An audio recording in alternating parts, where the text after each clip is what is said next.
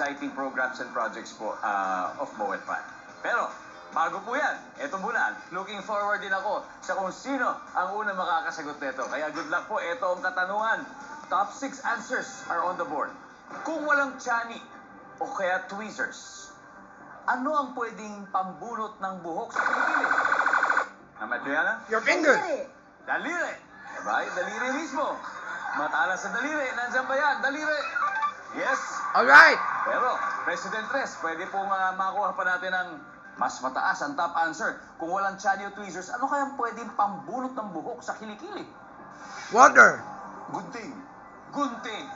Pwede rin. Pambukol. Nandiyan ba ang gunting? Okay.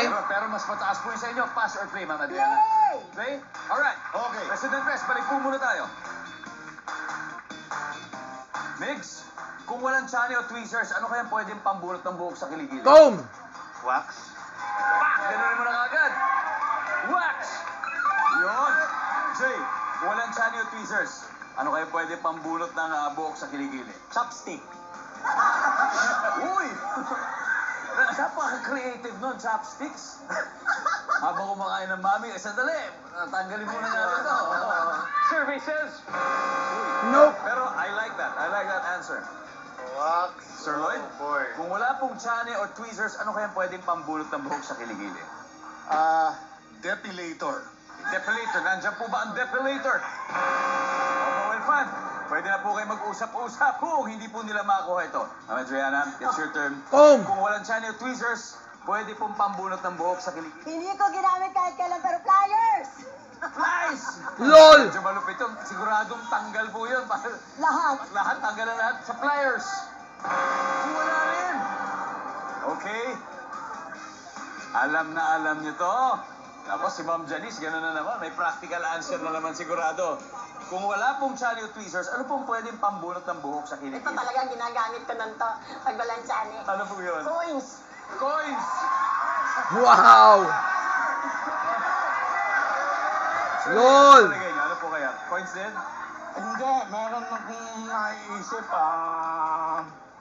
palay o yung bigas na... Palay o bigas. Wow, mga talagang from experience. Sir Rez, ano pa kaya? Ano pa kaya po pwede? Kung kaya mo abutin yung kilikili, ngipin. Pwede, lalo kung mahaba-haba yung buhok. Kakagatin na lang. Pero Ma'am Boots, isang tamang sagot lang po kailangan natin mula po sa mga recommendations ng inyong teammates. Ano po kaya ito? Kung walang tiyan o tweezers, pwedeng pambunot ng buhok sa kilikili. Paste.